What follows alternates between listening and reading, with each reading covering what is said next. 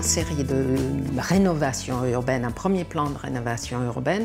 Le nouveau plan a changé un petit peu de nom, hein, et c'est un nouveau programme de renouvellement. Et ça a tout son sens. L'expérience qu'on vient de faire est un travail qu'on a voulu mener maintenant que s'ouvre ce nouveau programme. Ce sont des quartiers en difficulté. Je vous les rappelle, hein, il y a Roubaix, Sarcelles près de Paris, Avignon, Rennes et Bordeaux. La rénovation urbaine, d'une manière générale, elle ne peut pas se faire sans les habitants des quartiers, sans leur engagement. L'autoréhabilitation, elle permet d'avoir cette attention à l'intérieur des logements. Moi, je suis très attentive à la question des petits pas citoyens. Pour nous, l'autoréhabilitation accompagnée, ça répond à plusieurs objectifs de la politique de la ville.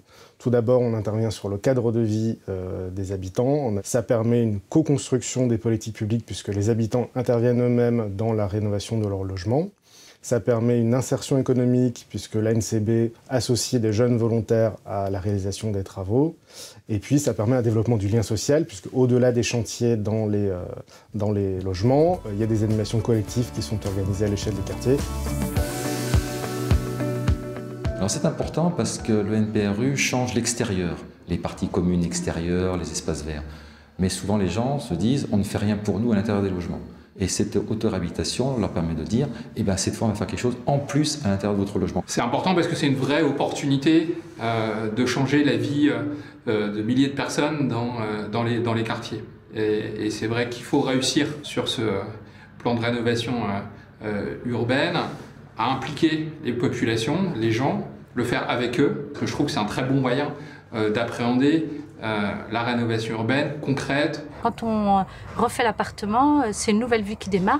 Là, il y a une famille, c'était une maman qui n'était pas très bien, et donc on a fait le réaménagement du logement. Elle ne travaillait pas depuis un certain nombre d'années, donc là, après le réaménagement, elle s'est mise à travailler. Oui, je trouve que ça a une incidence positive. Je trouve qu'il y a là une démarche originale qui mêle insertion et participation, mais aussi dans une démarche d'amélioration de l'habitat qui a non seulement des vertus sociales, mais aussi des vertus économiques, y compris pour les bailleurs.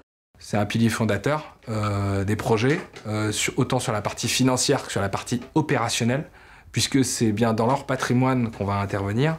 C'est avec eux qu'on va le faire. C'est aussi eux qui vont être pourvoyeurs de situation.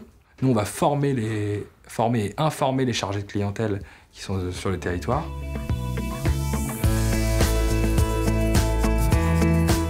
On va faire appel à différents partenaires, que ce soit les collectivités territoriales, l'État, mais aussi les institutions, les centres sociaux, CCAS, la CAF, les fondations, etc. Donc on va aller chercher différents partenaires pour intervenir sur un territoire où il y a un besoin. C'est un partenariat gagnant-gagnant, oui, tout à fait, parce que d'abord, nous, on se débarrasse un peu de nos produits aussi. Et plutôt que de les jeter, ça a une deuxième vie et c'est beaucoup mieux. Souvent, les compagnons bâtisseurs nous appellent en nous disant « Tiens, est-ce que vous avez des luminaires? Est-ce que vous avez ça ?» Donc, résultat, ils viennent, ils choisissent et en général, ils repartent avec non pas un petit carton comme ils avaient prévu au départ, mais ils viennent, ils ont un camion complet, quoi. On voit que l'expérimentation a fonctionné et ma question, c'est de dire comment on fait pour déployer massivement, comment on fait pour changer d'échelle. Et c'est vrai que moi, j'ai eu beaucoup d'assurance.